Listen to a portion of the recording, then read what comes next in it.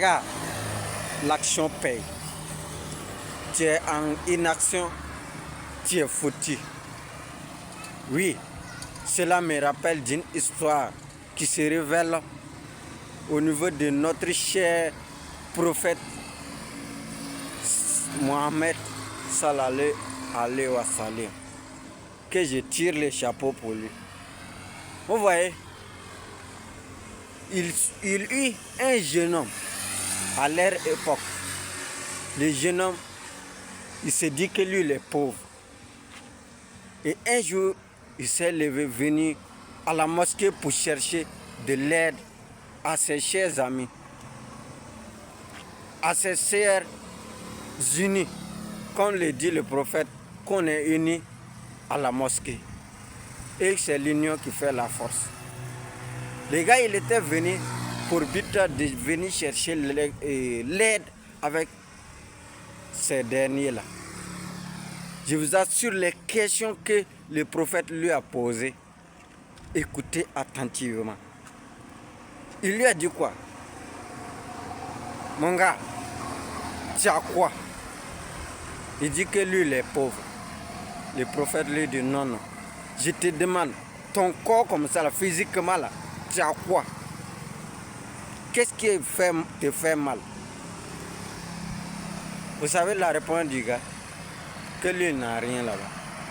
Dans son corps, lui n'a rien. Le prophète a dit, ok, il n'y a pas de souci. Il a enlevé 2 francs. Voilà, je vais raccourcir pour que les gens comprennent. 2 francs, puisque à leur époque, il n'y avait pas le franc CFA. Donc c'est pour que les gens comprennent. 2 francs. Pour qu'ils partent payer un corde plus la hache. Les deux là. Et puis il a envoyé les gens, le prophète qui a enlevé les 2 francs et puis envoyé d'aller payer corde et puis la hache là. Venir donner aux jeunes. Quand ils sont venus, ils ont donné ça au jeune homme là. D'aller à la brouche.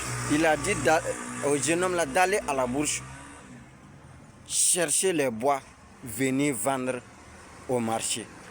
Vous savez ce qui s'est passé à la fin? Je vous assure, restez concentrés jusqu'à la fin.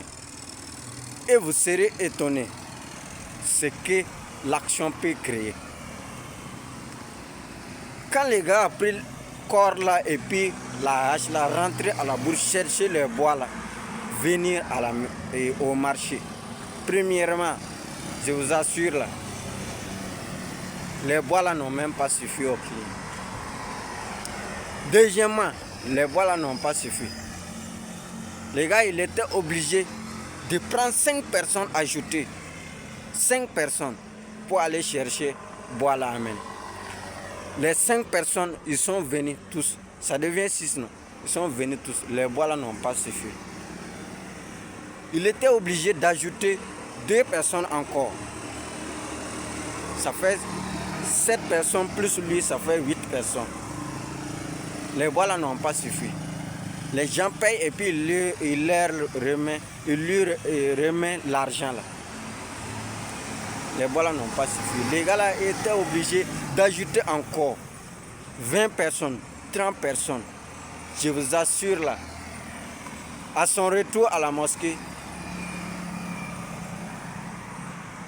les gens étaient étonnés du gars. Son habillement, tout était changé. Parce qu'il s'est mis en action. Et en même temps, le prophète lui a posé la question. Il a quoi comme problème maintenant? Il a dit que, voilà, sans mentir là, que maintenant là, lui, c'est pas lui qui va aller demander encore quelqu'un. C'est quelqu'un qui va venir lui demander maintenant. Sinon, c'est pas lui encore qui va aller demander à quelqu'un. Parce que maintenant, ça va.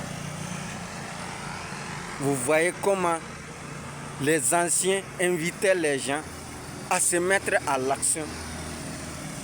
Vous voyez comment les prophètes eux-mêmes, qui connaissaient Dieu, qui pouvaient parler avec Dieu, qui pouvaient communiquer avec Dieu, n'ont pas dit aux gens d'aller dormir.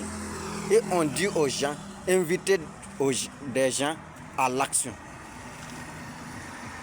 Je vous assure, après là, les gars là, il était devenu